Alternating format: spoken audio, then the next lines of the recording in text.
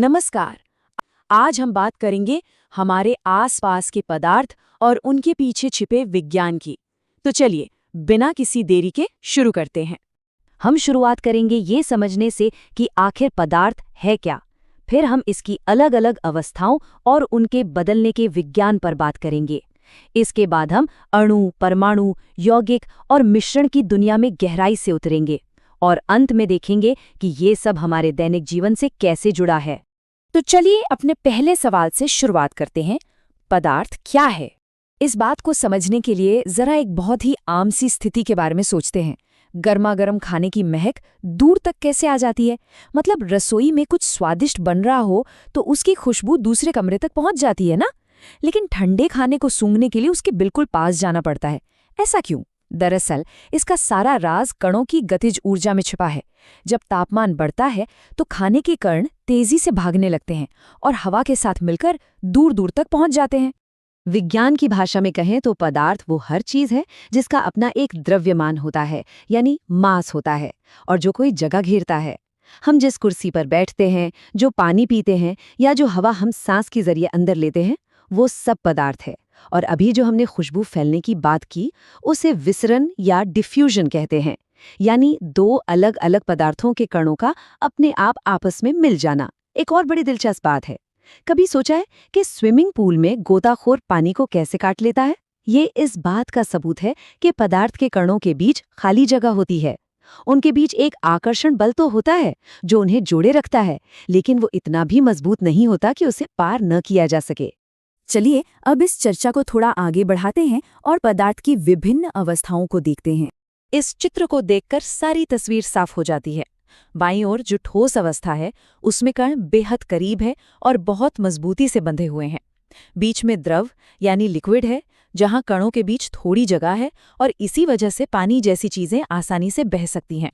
और दाईं ओर देखिए गैस को, यहाँ कण बिल्कुल आजाद हैं, एक दूसरे से काफी दूर। असल में कणों के बीच की ये दूरी और उनका आपसी खिंचाव ही ये तय करता है कि कोई चीज ठोस होगी, द्रव होगी या गैस। अब अगर हम इन तीनों की तुलना करें तो फर्क बिल्कुल साफ है। ठोस चीजें बहुत दृढ़ होती हैं, उनका एक निश्चित आकार होता है। वहीं द्रव और गैस तो बह सकते हैं।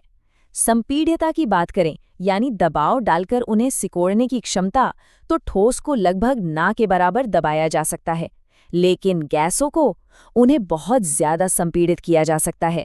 और घनत्व यानी डेंसिटी के मामले में भी ठोस सबसे भारी होते हैं जबकि गैसें सबसे हल्की। और आगे बढ़ते हैं और अवस्था परिवर्तन के विज्ञान को समझते हैं, यानी जब इन अवस्थाओं पर गर्मी या दबाव पड़ता है तो क्या होता है। तापमान के इस पूरे खेल को समझने के लिए हमें इन दो पैमानों सेल्सियस और केल्विन के बीच की गणित को समझना होगा। ये बड़ा सीधा सा है। 0 डिग्री सेल्सियस 273 केल्विन के बराबर होता है। तो अगर सेल्सियस को केल्विन में बदलना हो तो बस 273 जोड़ना होता है। इसमें सबसे दिलचस्प बात है 0 केल्विन, जिसे हम परम शून्य यानी एब्सोल्यूट जीरो कहते हैं। ये वो सबसे कम मुमकिन तापमान है जहां पहुंचने पर कणों की सारी हलचल, सारी गतिशीलता एकदम रुक जाती है। जब तापमान ऊपर नीचे होता है तो मुख्य रूप से ये 4 चीजें होती हैं। पहला है संगलन, मतलब पिघलना। गर्मी पाकर ठोस चीज द्रव बन जाती है। फिर अगर और गर्मी दी जाए तो वाष्पीकरण होता है और वो द्रव गैस में बदल जाता है। अब इसे जरा उल्टा करके देखते हैं।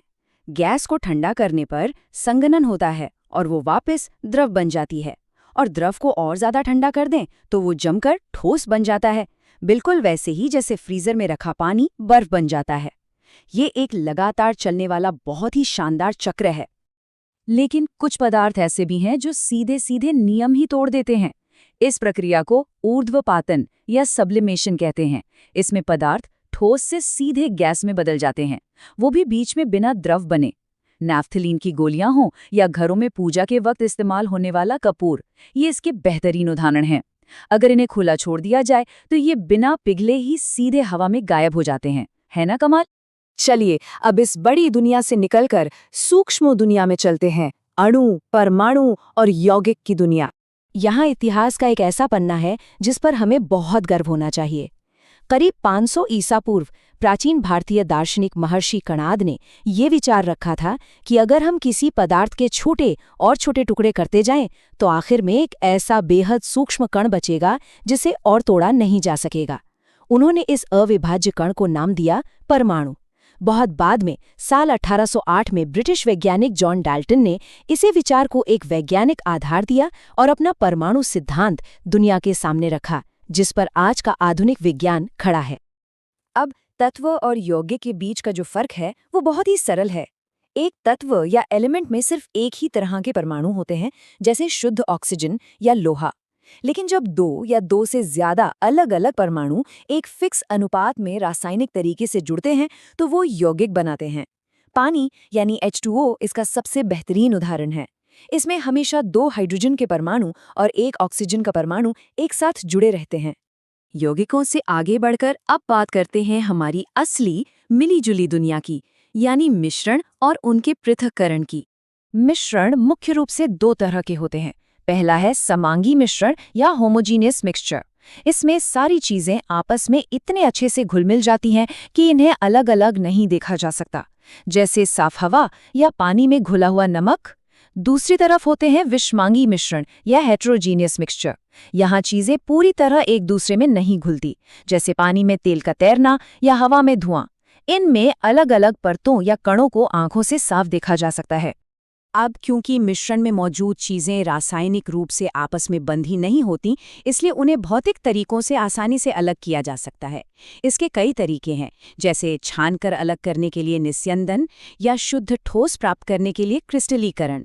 द्रवों को उनके उबलने के तापमान के आधार पर अलग करने के लिए आसवन और प्रभाजी आसवन का इस्तेमाल होता है। ये जानकर शायद हैरानी हो कि जमीन से जो कच्चा पेट्रोलियम निकलता है, उससे पेट्रोल, डीजल और केरोसिन को इसी प्रभाजी आसवन की तकनीक से ही अलग किया जाता है। चलिए, अब इन सारी वैज्ञानिक बातों को किताबों से निकालकर हमारे दैनिक जीवन से जोड़ते हैं। रोजमर्रा की जिंदगी का एक बहुत ही आम सवाल लेते हैं। हम सब ने देखा है कि गर्मियों में मिट्टी के घड़े का पानी बिल्कुल ठंडा रहता है, लेकिन क्यों? वो तो किसी बिजली या फ्रिज से नहीं जुड़ा होता। इसका जवाब विज्ञान के एक बहुत ही जादुई नियम में छुपा है, और वो नियम है वाष्पीकरण से शीतलता उत्पन्न होती है। होता यह है कि मिट्टी के घड़े में बहुत छोटे छोटे छेद होते हैं।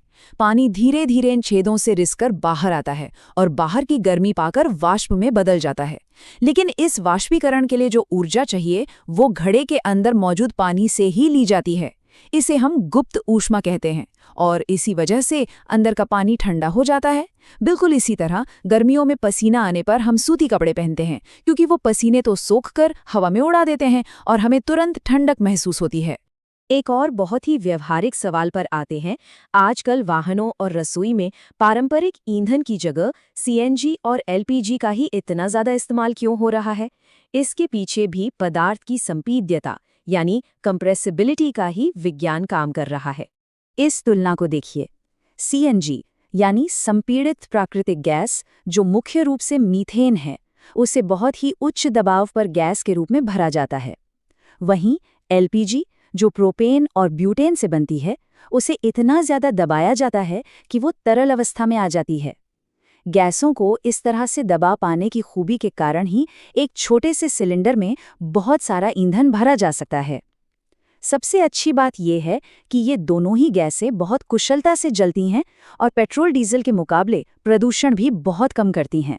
तो विज्ञान के इन शानदार रहस्यों को जानने के बाद हम आज की इस चर्चा को एक बहुत ही गहरे विचार के साथ रोकते हैं। स्क्रीन पर लिखा ये वाक्य सच में सोचने पर मजबूर करता है।